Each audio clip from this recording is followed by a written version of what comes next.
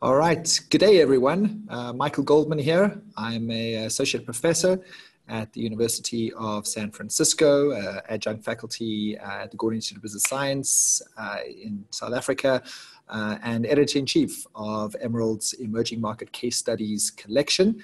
And it's my pleasure to spend the next little while with you talking about some of the things we're seeing around some of the case studies that are being submitted to the journal, to the collection, and especially to the exciting competition that we are kicking off today, the AABS, African Association of Business Schools, and Emerald Case Study Competition.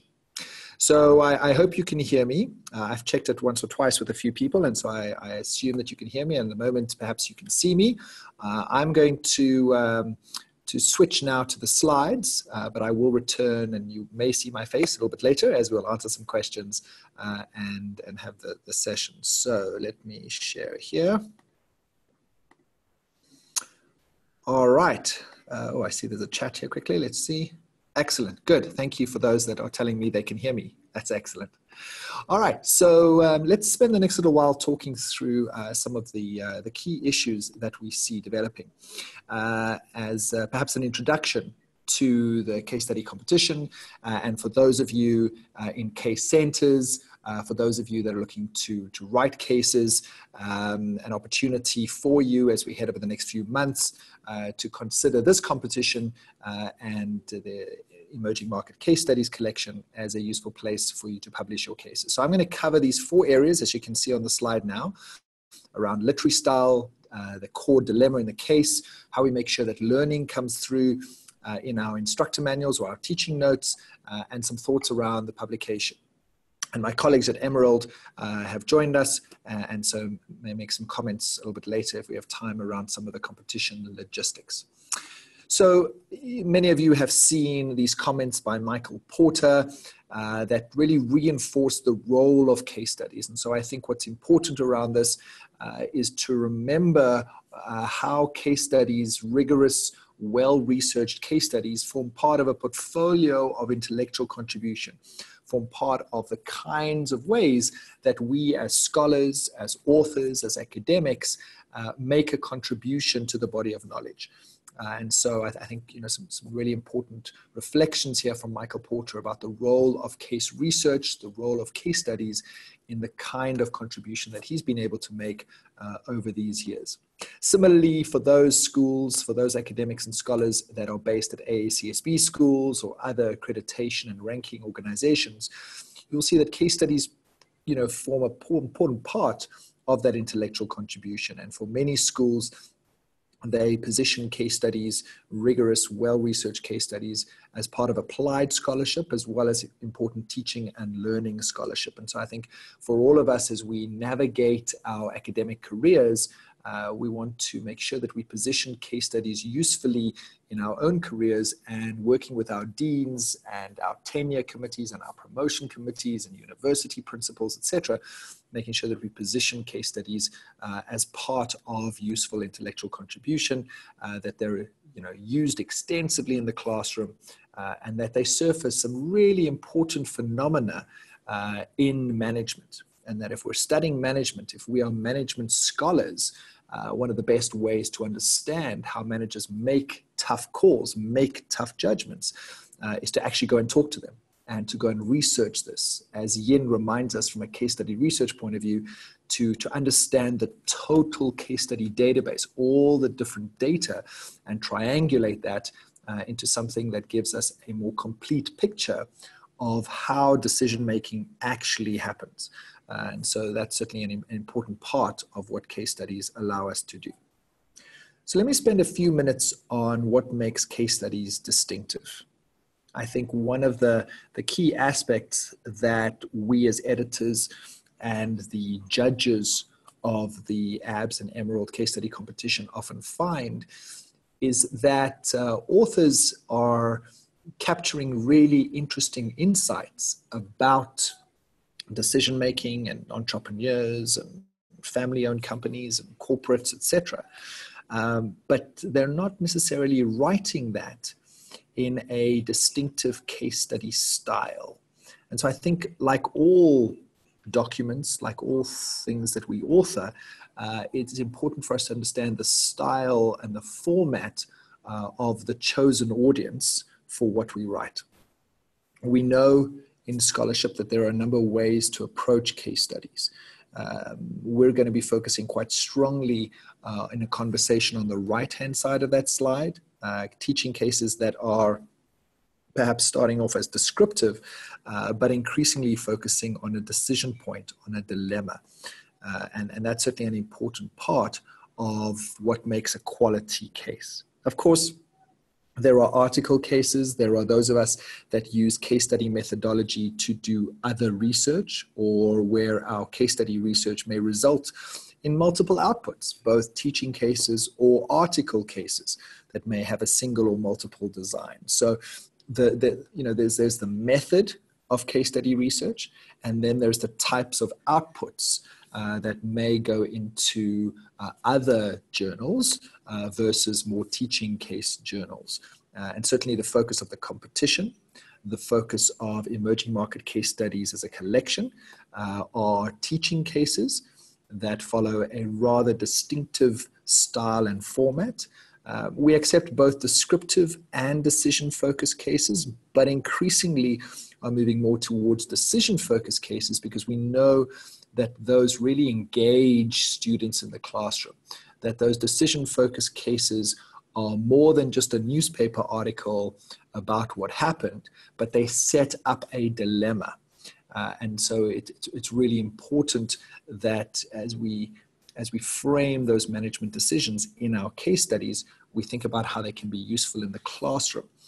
And decision-based, dilemma-based cases are extremely useful and engaging as millennials, as the next generation, as executives think about how to improve what they do. So what's different about a teaching case study? And here are just some thoughts about style and the kind of distinctive approach. So we know, as you can see on the slide, that style in literature is the literary element, right, that describes the ways that authors use words. So it's our word choices, it's our sentence structure, it's the use of figurative language, sentence arrangement. They all work together to establish a mood, to establish images and imagination in people's minds and meaning in the text. And so style describes how authors describe events, objects, and ideas. And so when we talk about style, we're talking about the quite distinctive, specific, unique way that quality cases are put together. And if I reflect on the range of submissions in previous AABS competitions, and I reflect on the range of approaches that are taken, this is an important consideration, is how the case is put together. I see a question here, just as we're talking the slides in the recording. Yes, we're very happy to share these slides with everyone, and they'll also be included in the recording of this webinar, which will be available shortly. So I hope that that addresses that question. And if anyone has other questions, please just pop them through and we can discuss them as we go. So let's look at some distinctive styles. This, many of us will recognize as scholars, as academics, would be a typical academic journal kind of style, right? So these are the first, 50, 60 words of an article called The Distinctiveness Principle. And so we recognize a literary, academic, scholarly kind of writing. We see some of the formats here about referencing. We see the way it's been constructed, how the authors here are referring to previous literature, how they're setting up their study, how they're communicating to an audience of scholars.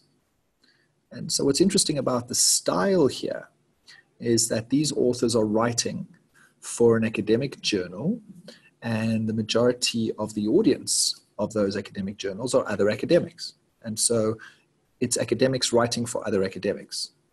And when we're doing that, when it's academic to academic, we follow this kind of distinctive style.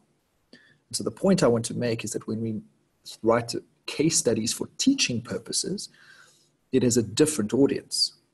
We're not writing the case study component of what we submit to collections, to journals, to publishers, etc. We're not writing those for academics.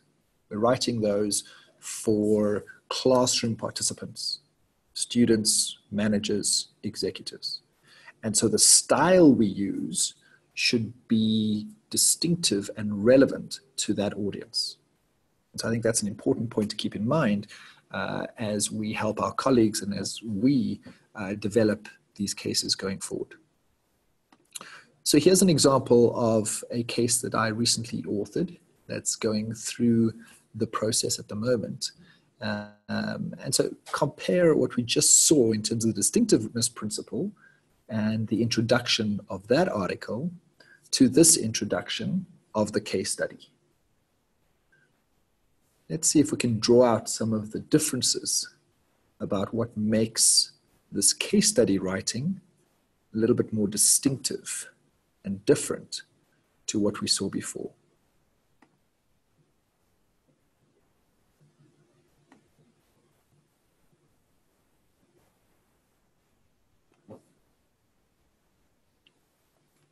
So as you're reading this slide, as you're reading this introduction, I wonder if some of you that are near a keyboard want to type in some of your reflections about how this slide may be different to the previous one, how this introduction is a different style, a different format to what we saw. So I see someone talking about it reads like a story. So storytelling, it's more descriptive. Yes, Claire. It provides more of that background. Importantly, as Mocha says, there are no citations. And so there may be footnotes, there may be endnotes. We want our cases to be strongly supported with evidence, either primary or secondary data. So secondary data, endnotes or footnotes. I prefer endnotes. I think that makes the document read better. But endnotes or footnotes that back up a lot of the secondary industry company information that we build into the case study. So there are references, but as you say, how we reference that, how we use citation is different. And so you can see the strong approach or the strong reflections in many of the group chats is about storytelling, attracting the reader, engaging the reader, being conversational. In some ways, a little bit like good journalism, good business, in-depth journalism that tells a great story and captures you up front. In some ways, a case study is like a great documentary or a great movie, a great film, a great piece of content that grabs you in those first few minutes, raises some kind of question or dilemma or difficulty or excitement or opportunity that pulls you into the story, and that the rest of the story is then unfolded as it takes you through that journey. And that the dilemma or the opportunity or the exciting issue that's facing a protagonist is then revisited as a thread throughout the entire case. Question here from Cruz MJ about the endnote and where that's referenced. Typically, Cruz MJ, those would appear at the end of the case study. And so typically it's 2 different Microsoft Word documents that get submitted. And if you use EndNote in Microsoft Word, for example, it's going to put a superscript number at the text area in the text, right, in your narrative, and it's going to place your citation at the end of that document, which would be the case study document. So after the exhibits, right at the end of the document. So again, depending on the word processing program that you use, it's helpful to have those kind of at the back. I would still follow some kind of referencing technique, an accepted one such as APA, the American Psychological Association, Chicago method or Harvard method, is something that is acceptable and that captures all the elements of the citation, but you're putting that in an endnote as opposed to a footnote or a list of references. So I hope you can see that if we look at this one, the distinctiveness article, and an example from some of my recent work around the start of a case study. And of course, there's many examples of great, what's called introductions or opening gambits, that the style is quite different. I'll suggest to you that editors and reviewers really look at that first page. We look at the first page and we get a sense of whether there is a compelling protagonist, a character, that is facing an interesting and appealing and engaging dilemma. So is it a dilemma that I can identify with as a student, as an executive? Is it a dilemma that is interesting, somewhat strategic, somewhat important to the future of that team or that business or that industry? That there's some information about the protagonist, about the main character, that I can start to identify with, that I can see that person in my mind's eye. And so that's all part of the storytelling format that we need to build in strongly in this style. So that's the opening section. And on the slide, you can see that I'm just reminding everyone that in that opening section, perhaps half a page or so, sometimes called an opening gambit, that the protagonist's character needs to come through in the comments and the narrative in that section, that the dilemma facing that protagonist, an interesting and important, somewhat strategic dilemma, needs to come through in that opening section. And importantly, the date of that dilemma. So what your opening section does is places the story in a place and time. And so as you can see in the previous one, it's Tennis LaRue. He was in the boarding queue or line at San Francisco. It's early 2015. He's heading back to South Africa, and he's the CEO of FanCam. So in the first 3 or 4 lines, I've established who, where, and when. And so I'm communicating that early on so that the reader is transported to that time and space and can then identify with the kind of dilemma that is being positioned. The rest of the narrative comments are really around how we tell that story. So some key points to remember if we look at submissions recently. Remember that the entire case is written in the past tense.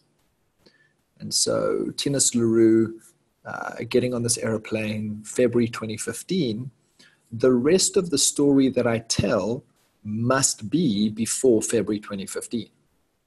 It doesn't make a lot of narrative sense or storytelling flow if the dilemma that the case is positioned around is February 2015, and then I include some information from 2016, because the character, the protagonist, wouldn't know anything about 2016 unless we get this, time travel thing sorted. But the story flows backwards from that point in time, from the dilemma. And so it's important to keep that in mind as we're writing about things. Also, it's past tense because be careful about writing in the present tense. So some sections of some of our submissions sometimes refer to something happening right now. So someone might say, for example, the sport industry or the entertainment industry or whatever industry is a $300 billion industry. And that's the sentence.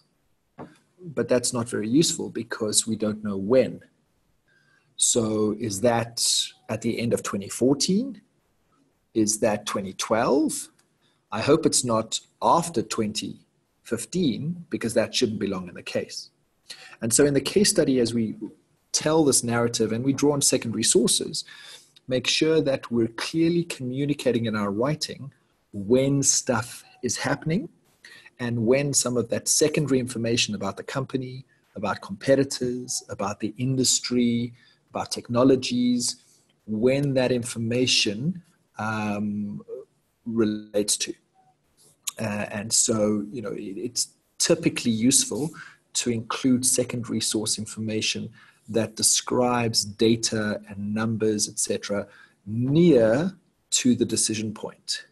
or certainly before the decision point and not too far before the decision point. So if Tinus LaRue is facing a decision in February 2015, then it's unlikely that data from 2010 would be that helpful.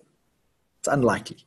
And so typically Tinus LaRue as the executive will probably be reflecting on 2013, 2014, or early 2015 data, information about competitors, the industry, etc.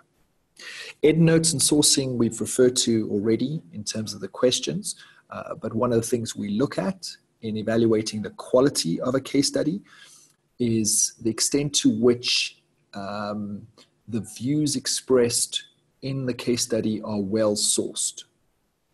How do we know, as we read the case, as we review the case or assess the case, how do we know that the authors are not making this up?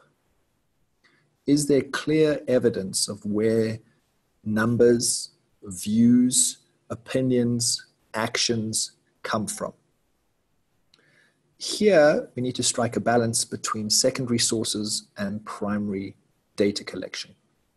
Where we have secondary sources to support something, again, let's cite them, endnotes, let's make it clear where this information comes from. If the information comes from interviews, from conversations with the protagonist, with the company, then that needs to be made clear in the teaching note. So there we don't include typically an endnote, a citation that says interview or meeting with protagonist on this date, etc. In some respects that's done sometimes, but that would add a rather long list of endnotes that would essentially say exactly the same thing. And so typically we accept that in the teaching note in the instructor manual, if we have a clear method section that describes the kind of primary data we've gathered, then perhaps only one citation or endnote is required. Perhaps the first time that you include a quotation or you include some kind of belief or action or opinion that is attributed to the protagonist or character in the case, then maybe one endnote that suggests that it's primary data collection. But you certainly shouldn't do that for every single one because that does get quite cumbersome. But the method section, which is a small section in the teaching note in the instructor manual, that is important to tell instructors, to tell reviewers, to tell editors, to tell the users of the case, not the students, exactly where all of this information comes from. Storytelling flow, this is about art, this is about craft. It's not a paint by numbers. It's understanding how cases are typically structured, but then allowing our own artistic creativity to come through in how we tell that story. And so to think about pace, to think about what information we want to include when, to think about what information to leave out, what information to put into the narrative text versus an exhibit or a table at the end. And so there's no hard and fast rule here. What you want to keep in mind is how does this make this a more compelling read? Think about those movies that do really well. Think about those books that we cannot put down. How have they developed their craft of storytelling to make it very engaging? And as we know, there isn't one style, there isn't one approach. And so, we're looking for people to continue to work on that craft. The dilemma thread, as I said, is the key challenge, business challenge that's facing the protagonist, facing her or his company. And so that needs to come up on a regular basis. The information in the case needs to be relevant to making a decision about that dilemma. Be careful here about introducing a dilemma on page 1 and then not saying anything about the dilemma until page 8, and having most of your 8 pages be background information that's nice to know, but that doesn't help students or the protagonist actually solve the dilemma. And so sometimes cases are very rich in background descriptive information, but that information is less relevant to actually solving the problem. And so we want to be a little bit more succinct. We want to focus less on just giving background information and showing that we've read lots of stuff. We want to include information that is more relevant to solving the problem. We've seen cases in the past, perhaps the 12 to 15 to 20 page traditional Harvard cases of the last decade or two that include lots of information. And the logic sometimes there is that part of what students need to learn is to decide which information is relevant and which information is less relevant. I think that's useful from a learning point of view, but we want to balance that with whether the students are actually going to read the entire case. And it doesn't really help when we give them so much information that they're not going to prepare properly and that our classroom debate is not going to work as effectively. So there needs to be a happy medium here. I'm not saying that you only include the information that's directly relevant to the dilemma, but that we be careful about overloading with information that is less relevant. So we need to find that happy medium, that balance in our narrative style. The third point on the slide is around language. I think one of the challenges sometimes as we get close to companies, as we get close to entrepreneurs and we write their stories, is that we start to kind of what's called drink the Kool-Aid, right? We believe what they say and we really like what they're doing. And so it becomes a little bit more like a PR piece, a public relations piece that the company would write themselves rather than a good piece of objective research.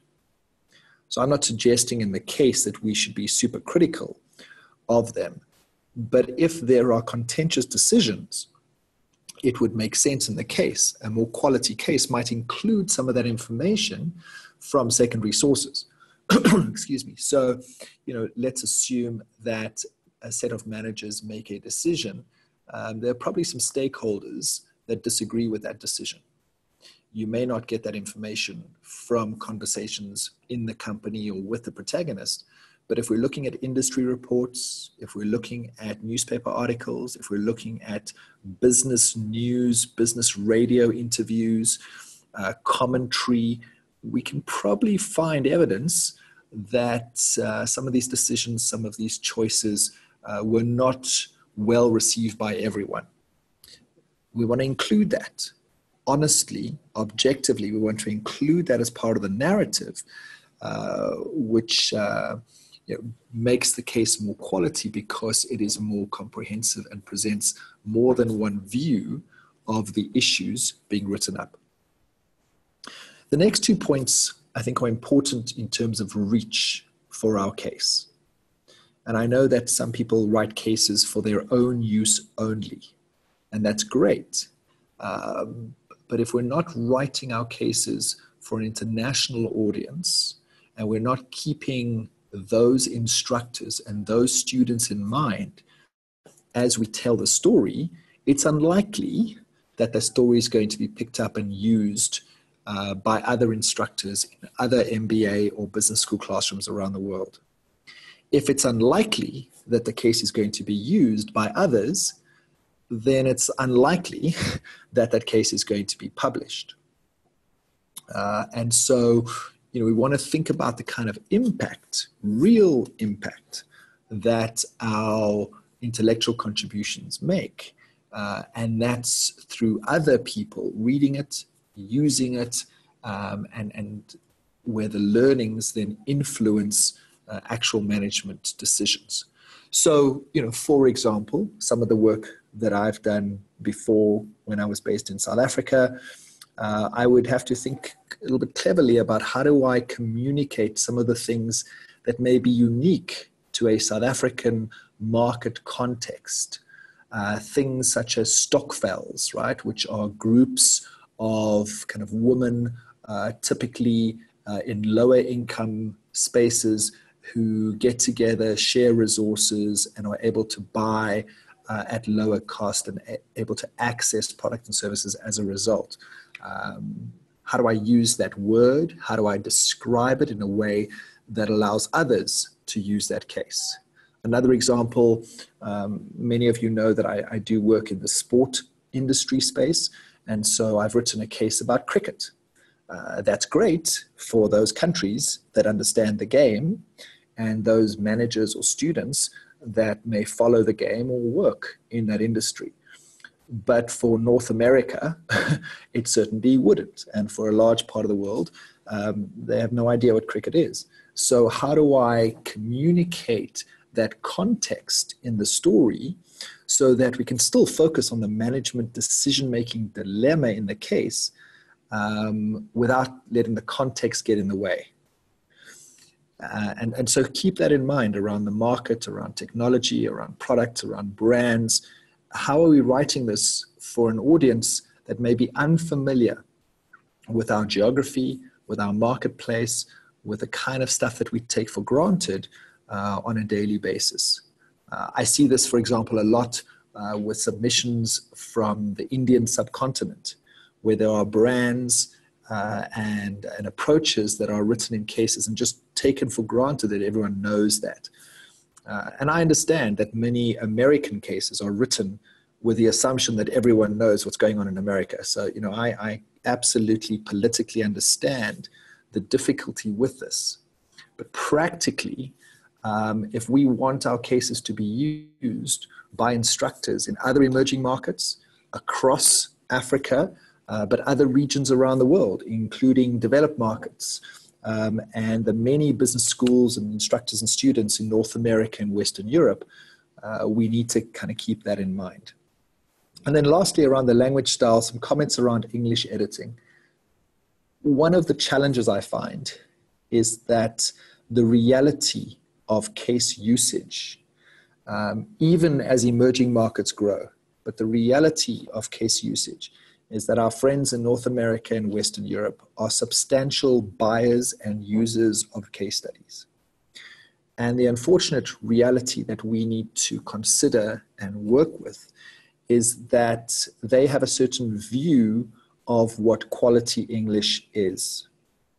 And they are more likely to select and to use cases that look and smell and taste and feel like what they're used to. And so I think that's something for us to keep in mind, in the same way that when we try and publish other research work in journals that are driven by scholars in those places, we know that we need to write in a certain way to make it easier for them to consume. Similarly, how are we ensuring that our English writing is not just correct, but is familiar with the kind of audiences that we're targeting for our cases? So there's those 2 points there that I want to emphasize. Obviously, we want to address any kind of spelling, grammar, language errors. Those are unacceptable, and we need to obviously make sure that our submissions are absolutely correct. But secondly, I want to challenge us to think about how we're writing so that our writing is less unfamiliar, that it is more familiar to those that are more likely to use our cases. And I know that's a challenge for many of us. Part of how I learned to do a little bit of that is by reading some of those cases that are used at Harvard, at Wharton, Kellogg, etc. Some of those cases that our colleagues in Western Europe and North America are using often. You know, we use some of those cases in our classroom. We know how effective they are as tools in our classroom. So let's also reflect as we use them. Let's reflect on how they're written. Let's reflect on some of the phrasing, some of the word choices, and let's see if we can build that in an authentic way to increase reach and increase impact. So some thoughts to build on previous comments I've made around decision-making and dilemma. And I hope everyone is still there. We've been going for about half an hour, 30 minutes. Again, if you have any questions, please pop those through in the chat function. I've got a few more comments to make, and I'm happy to open up to questions and then talk a little bit more specifically about the competition as well. Here's an example of FanCam's structure. So that case of Tennis LaRue in February 2015, this is an idea of how that case was structured. So there's an opening gambit, there's an introduction, and then a little bit of background, right, and context about how that business established themselves, how they broke into the US market, who their industry, their competitors are, a lot of secondary sources used there, and then a strong focus in the case, I think around 3 or 4 pages, around international channel management or sales management for that business, which was the core dilemma they were facing, and then fleshing out, developing some strategic alternatives. So for decision-based cases, which are increasingly those that are strongly valued, we want to not just lay out the dilemma, not just introduce a dilemma, but we want to include a number of strategic alternatives, 3 or more strategic alternatives to the dilemma, possible solutions, and include relevant information, perhaps in a section like that around strategic alternatives, or somewhere else in the case, perhaps more hidden, that allows students to really analyze those alternatives. What we want to be careful of is cases that introduce a dilemma and don't give the students enough information to actually attempt to solve that. Now, we know that we'll never have all the information we need, but we need to give them something to build their arguments around. Otherwise, we're expecting students to make a humongous number of assumptions, a huge number of assumptions that doesn't really involve analysis. So it's not necessarily just numbers, but information that allows students to analyze and to weigh up and to assess and evaluate and judge what the right approach or the most right approach might be to the problem being faced. This is another example, one of those cases out of the US, Harley-Davidson, a great case study about segmentation and brand repositioning, just to give you another idea of how we think about structure. The opening gambit, background and context, and then lots of information about the dilemma, the alternatives, and it ends, again, with a restatement of the dilemma, almost a restatement of the opening gambit or the introduction that reminds students, kind of like a movie that ends without telling you what happened. Because remember, cases don't tell us what happened in the end. Don't tell us in the case section how the protagonist actually solved the problem. It's written for us as students, as executives, work case to be able to do that. So it needs to end at a point, kind of on the cliff. It ends where we need to kind of do the work. And that's what makes the classroom discussion and debate so useful. Some thoughts around the instructor manual or teaching note. With emerging market case studies, we use the phrase teaching note. With some other case publishers, they use the phrase instructor manual. It's the same thing.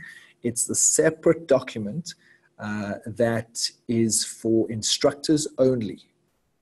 Students are never supposed to see this. Our partners at companies that we write cases about typically don't see this either, because in here we're including the ways in which we would teach it. We're including our analysis of the situation, our model answers. And so this is a really critical document, sometimes as long, if not longer, than the case. So you could easily have a 6 to 8 to 10 page teaching note. And that's a very, very important part. Do you have to follow this format, Audrey? No, you can rearrange that slightly, but typically quality instructor manuals or teaching notes include all of these things. So there needs to be some kind of synopsis. Synopses are typically looked at by instructors when they choose cases. So they may not read the entire case or may not read the entire teaching note. They look at the synopsis. So the synopsis, about half a page typically, needs to talk about what the case is about, not give away what the solution is, because synopses are often published online and freely available, so students can access synopses sometimes. So don't give the answer away, but talk about the context of the case, the focus of the case, the kind of questions that students would address in a case. Learning objectives are critical. Target audience is critical. This is the work we need to do to really think about how this case may be used. Now, there are many ways a case can be used, and increasingly best practice here is to focus. Focus your learning objectives around a small set, right? 3 to 5 key learning objectives, typically related to a course or a module or some kind of educational activity. Also try and be specific about the target audience, what kind of level and what kind of discipline. Now we know MBA classrooms are increasingly becoming about synthesis, about integration of different disciplines, but can we try and guide instructors here about what would be important, what's the relevant target audience for this? Research method, as I mentioned before, is a short section where we're describing in a few sentences what kind of secondary data was used, and importantly, what kind of primary data was used. How many interviews, typically of how long, conducted with who, and how was that information analyzed. So it's not a substantial research section that you would find in other academic publications, but it is 3 or 4 sentences that clearly communicate how the authors went about researching and developing and compiling and writing the case. Teaching plan, this is important. This needs to cover both how you would structure a typical case study debate in the classroom in about 90 minutes. We've kind of said 90 minutes with EMCS. We know that classroom sessions are sometimes shorter, sometimes longer. But in order for us to compare, we've all said, let's focus on 90 minutes and build a bit of a teaching plan for 90 minutes. So what would you do when within those 90 minutes? And can you kind of develop as specific as possible some thinking around there? The other great thing to include in teaching plans is how would you teach that in the room? So not just what sections, but what kind of questions would you ask? How would you facilitate the debate? How would you use role play? How would you use groups? What kind of contentious questions could you ask? What kind of follow-up questions could you ask? So the teaching plan is typically written after we've taught the case. It's very tough to write a teaching plan if you've never taught the case study. And so, teaching notes and cases are written iteratively, and the teaching plan is really your description of what seems to work in the classroom and how you would suggest other instructors use the case. The assignment questions or discussion questions are included to support the learning objectives. These are important to lay out. Again, typically 5 to 7, maybe 5 or 6 important assignment questions that show how we would achieve the learning objectives by students addressing these questions. These could be questions that they address beforehand through pre-work and submitted to you, depending on your teaching plan, or these are assignment questions that they just prepare beforehand, or these are perhaps exam questions that the case could be used for. The model analysis and answers is where we demonstrate our analysis of how we want students to answer those questions. So model answers, including analysis, including integration of recent literature. So this is where we demonstrate as scholars that we're not just thinking about, could do this, could do that, but what we're actually doing is we're integrating learning from academic frameworks, from course content, from good literature and theory, that we're using that to make better decisions, that we're using that for better analysis. Epilogue or postscript is what actually happened in the case. We want to tell instructors that so that they can include that in their teaching plan. Very often students love to know what actually happened. And so we want to include that, and then exhibits and board plan. And the URL at the bottom there is a template that's available online for you that structures it around that. So Audrey, I hope that helps. We want to cover all those areas. If you want to rearrange that slightly, that's fine. It would be tough to develop a quality teaching note that missed out stuff that's included in the slide. The references and bibliography question from, I think it's Mohammadine. Yes, you would have references, typically in the model analysis part, where you're integrating literature and theory in answering good questions. And so, yes, I would typically include a reference section, a typical academic kind of APA reference section at the end of the teaching note. Question from Moga, must all cases have exhibits? No, you don't have to have an exhibit. Exhibits are typically ways to tabulate or describe data in a different way. So exhibits are optional. Board plans, I think, are a really good idea. Now, again, depending on your teaching plan, we don't all have blackboards. We don't all teach with whiteboards. But if we were going to put something up on a blackboard or a whiteboard or a flip chart, what would we put up and how might we structure that? So perhaps not required, but quality cases often include that. No section about the case issues or concepts. Iman, good question. There's two schools of thought about that. One school of thought is that you include a section, perhaps before the assignment questions or the model analysis, where you include a little bit of theory download, where you discuss the kind of case issues and concepts, and that's where you integrate the theory. The model or the template that I've suggested is where we include that in the model analysis. But yes, there are instructor manuals, teaching notes that sometimes include that as a separate piece, and then the references in the model analysis section is less. Question as well, can we write a case from our past work experiences entailing management operational dilemma? Yes, Mocha, but typically those cases struggle from an objectivity point of view. And so what you want to be careful of is that reviewers and readers believe that the case is objective. Also, of course, there needs to be sign-off from the case, from a protagonist, from a real organization. So we don't do fictional cases. We can do disguised cases, but we don't do fictional cases. And own experience cases struggle a little bit to fit into that. So maybe we could take that offline and I can look at kind of what you're thinking about. But it does make it a little bit more difficult to cover those bases. Another question quickly, is it better to put analysis question in the case or in the teaching note? Definitely in the teaching note. So I have seen some cases submitted with analysis questions or discussion questions. Those do not belong in the case study. If when you prescribe a case study in your course outline or your syllabus, you want to include questions for students to prepare or think about, you can include that in your course outline or your syllabus.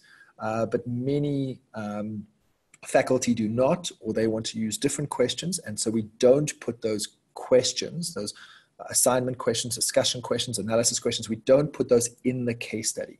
We keep those in the teaching note. I'm going to move on slightly now because I am conscious of time.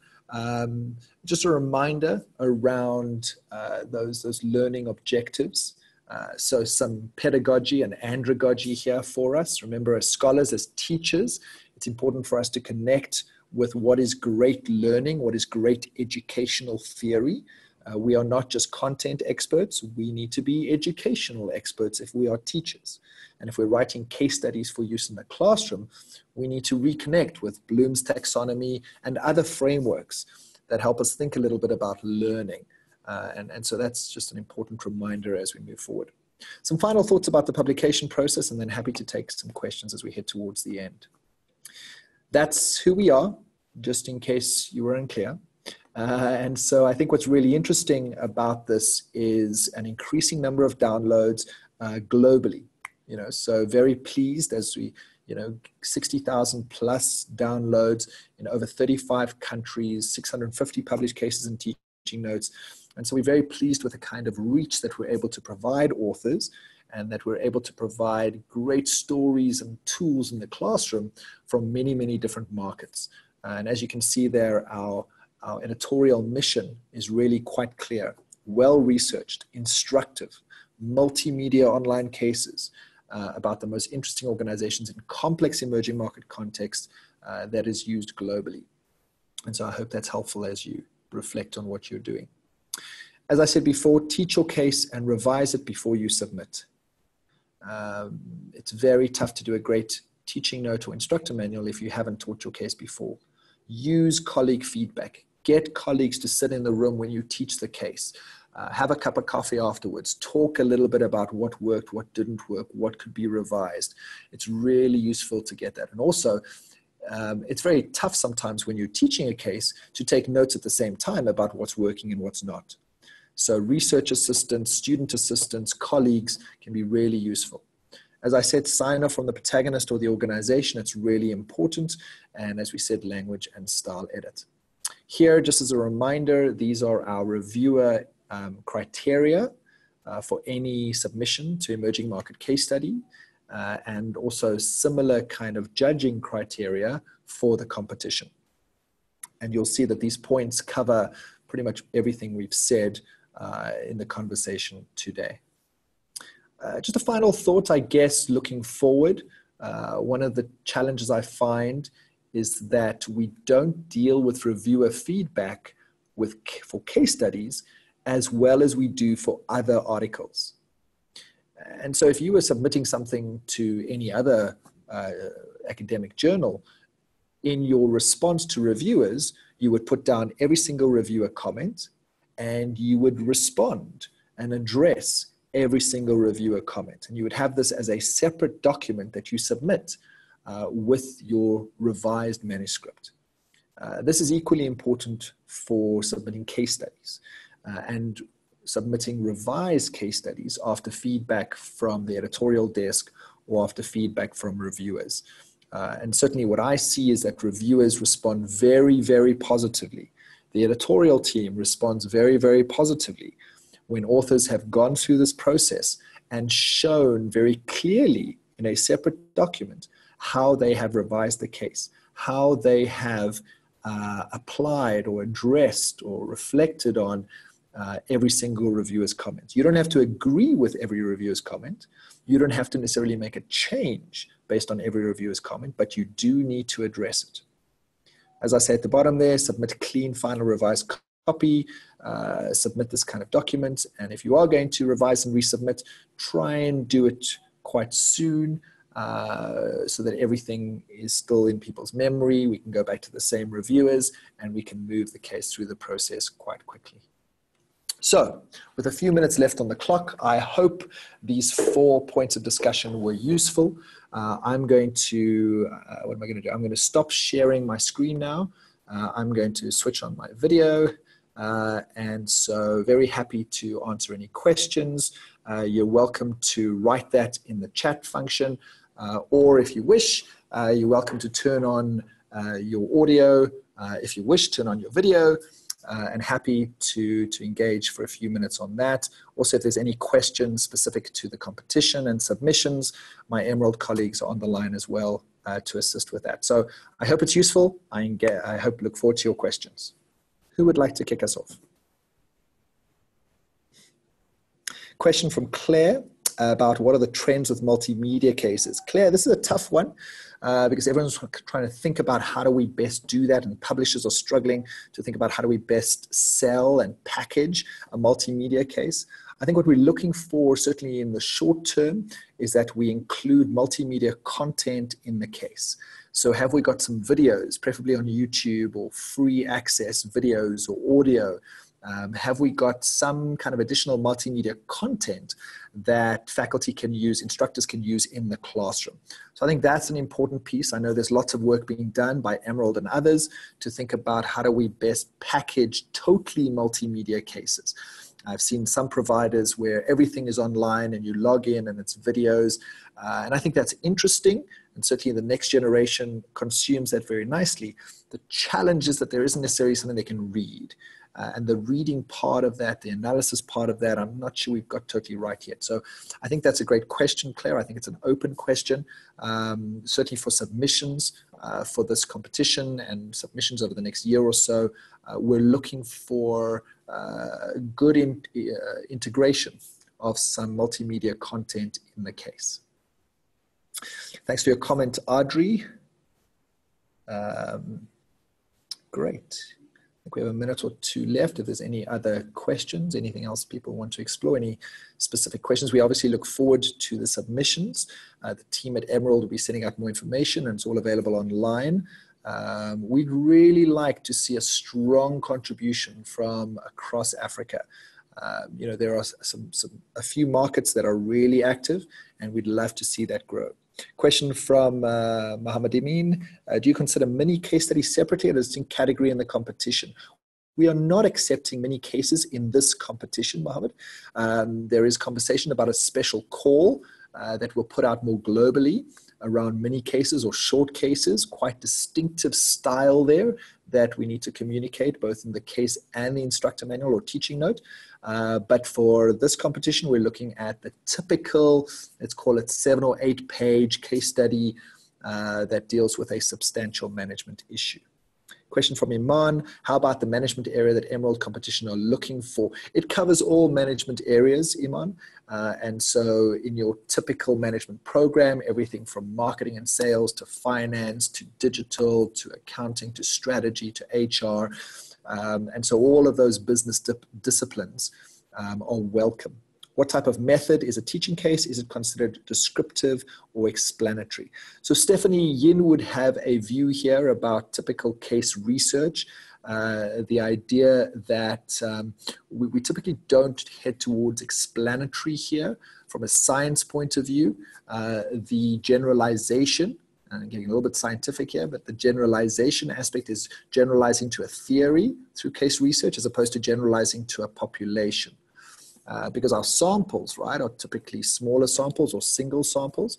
Happy to take this offline with you, Stephanie, but if you look at the case research stuff and you look at Yin and some of the other Stake and other authors in this space, it would typically be focused on more descriptive, more understanding, less around explanatory, although we have seen examples of multiple cases over a series being used. If you think about Porter's Diamond Framework, for example, over a career, or at least part of a career, developing more predictive explanatory models out of that. Question, only cases in English accepted? Yes, Iman, for this competition, we're only looking at cases in English.